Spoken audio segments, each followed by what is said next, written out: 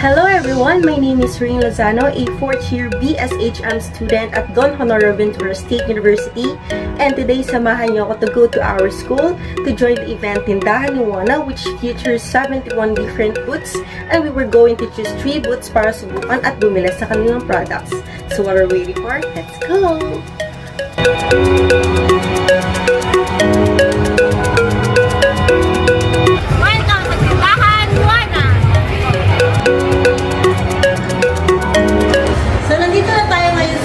Kung saan nagaganap yung Tindahan ni Juana, and doon nag-features ng 71 booths, at mamimili lang tayo ng 3 booths para tikman ang kanilang mga products.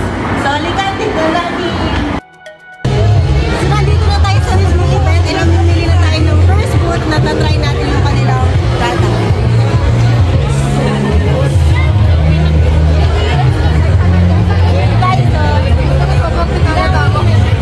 Sakto, merong sweet corn, and bibili na tayo. Tapos mamaya bibili na tayo ng ating drinks and pangalawang product.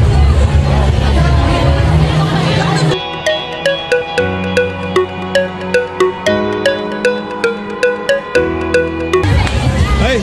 Klase ko tayo! Saka ka namin sweet corn.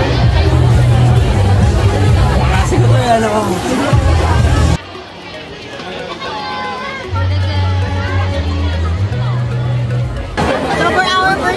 Guys, with corn. So, taste it!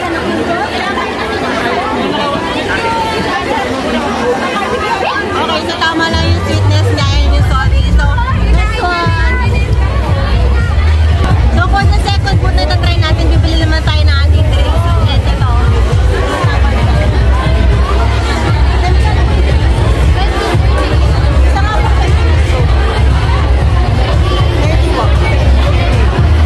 For the second product na pinurchase natin, bumili tayo ng strawberry na drink. So, titikman naman natin siya.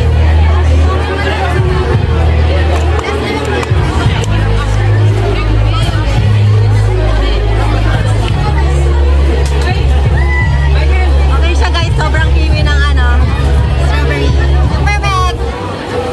So, for the last food na ito-try natin, mag-purchase tayo sa Madangyan ng Pink Milo.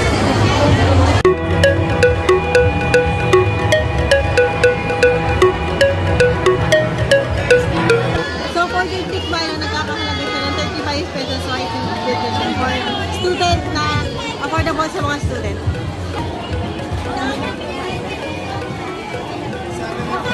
Sorry guys, lagaan ako na pa-activity nila.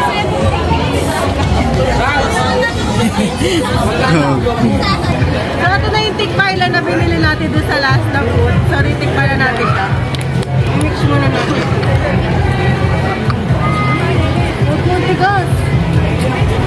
So after 5 hours of